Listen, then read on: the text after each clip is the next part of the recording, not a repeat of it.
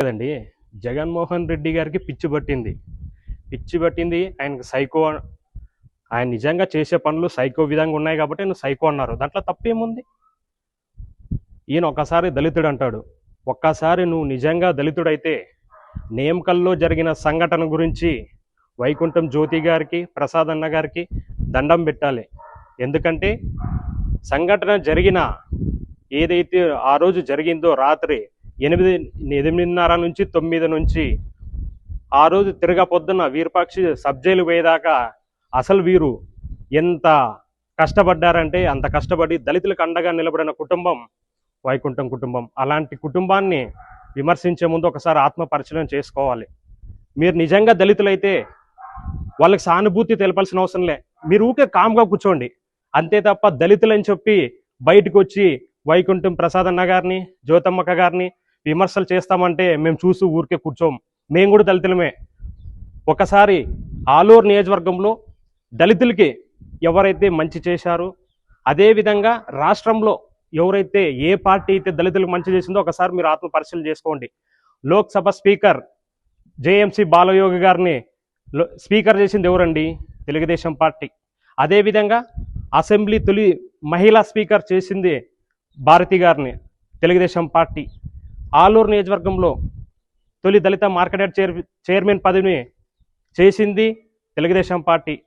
గొడ్డల party దళితులను వాడుకోవడం తప్ప ఏమీ చేయలేదు. దళితుల్ని డోర్ డెలివరీ చేయడం, అదేవిధంగా దాడులు చేయడం, దాడులు దౌర్జన్యాలు ఇవే తప్ప వైసీపీ పార్టీ దళితులకి చేసిన ప్రయోజనం అంటూ ఏది లేదు. గతంలో చూసాం 2019 నుంచి 24 వరకు వాళ్ళు అధికారంలో ఉన్నప్పుడు దళితుల మీద ఎన్ని దాడులు జరిగినాయండి? కేవలం మాస్కులు అడిగిన పాపానికి డాక్టర్ సుధాకర్ బాబుని రోడ్డు మీద పిచ్చోన్ చేసి బట్టలుప్పి చంపేశారు. అది మీకు తెలీదా? నువ్వు ఆ రోజు లేవా నువ్వు వైసీపీ పార్టీలో?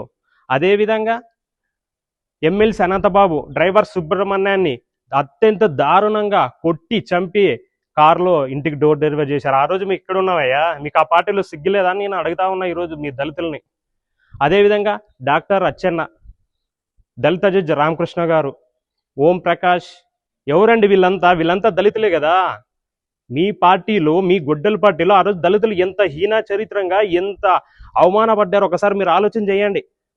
అది వదిలేసి ఈరోజు మీరేదో దళితులకు అగ్రపీఠం వేస్తున్నాము, దళితులు మంచి. ఎవరండి దళితులకు అగ్రపీఠం వేసింది? తెలుగుదేశం పార్టీ.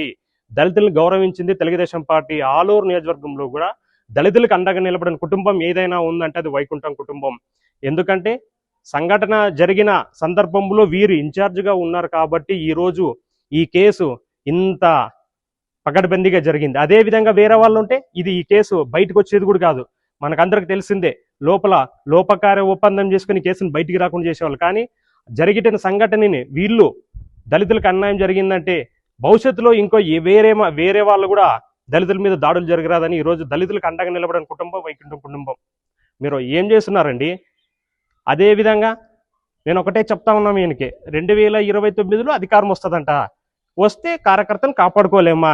ఏం మాట్లాడుతున్నారండి మీరు? 151 సీట్లు వచ్చి ఎంత జరిగినప్పుడే తెలుగుదేశం పార్టీని మీరు ఏమీ చేయలేదు. మీకు 2029లో అధికారం అనేది కళ. అది అట్లే పెట్టుకుని మీరు కళలోనే బ్రతకండి. మేము వద్దనము. 2029లోన ప్రతిపక్ష హోదా సాధించండి అంతే తప్ప కళలో బ్రతకండి. ఏది మీకు ఒకటే చెప్తున్నా, ఆలూరు నియోజకవర్గంలో దళితులకు అంతగా ఒకసారి ఆత్మ పరిశీలన చేసుకోండి. మీరు జరిగిన సంఘటన దళితులు ఐకమత్యంగా ఉండండి. పార్టీలు ఖచ్చితంగా ఈరోజు వైసీపీ పార్టీ ఎమ్మెల్యే దాడులు చేశారు, రేపు వేరే పార్టీ ఎమ్మెల్యే రాకూడదు. ఏ పార్టీ అధికారంలో ఉన్నా దళితుల మీదకి ఒక ఎమ్మెల్యే స్థాయి వ్యక్తి రాకూడదు. ఒక గుండాలాగా, రౌడీలాగా అంతమందిని తీసుకుని వచ్చాడు. ఇలాంటి సంఘటన నీకైనా జరగవచ్చు, నాకైనా జరగదు. దళితులమంతా ఒకటే కాబట్టి ఇది జరగకుండా చూసుకునే బాధ్యత మనందరి మీద ఉంది. అది మీరు మద్దతుగా ఉండండి. లేదా మీరు వైసీపీలో దళితులు కదా, మూసుకొని కూర్చోండి. లేదా అందరు కలిసికట్టుగా దళితులకి ఐకమత్యంగా ఉంటే ఇలాంటి సంఘటన ఇంకోసారి జరగకుండా ఉండడానికి ఈరోజు దళితులు అంటే భయపడతా ఉన్నారు. ఎందుకు? దళితుల జోలికి వెళితే ఒక ఎమ్మెల్యేకే ఈ రోజు జైలుకి వెళ్ళాడంటే రేపు పొద్దున భవిష్యత్తులో దళితులను చూసి అందరూ భయపడే పరిస్థితి ఉంది. ఎందుకు వచ్చిందయ్యా? ఆ కాపాడింది ఎవరు? దళితులు గౌరవం ఇచ్చింది ఎవరు? ఈరోజు దళితులు గౌరవంగా తలెత్తుకునే తిరగేలా చేసిన కుటుంబం వైకుంఠం కుటుంబం. అలాంటి కుటుంబాన్ని నువ్వు విమర్శిస్తావా? విమర్శలు చేయొచ్చు, రాజకీయపరమైన, పాలనాపరమైన, విధానపరమైన విమర్శలు చేయండి.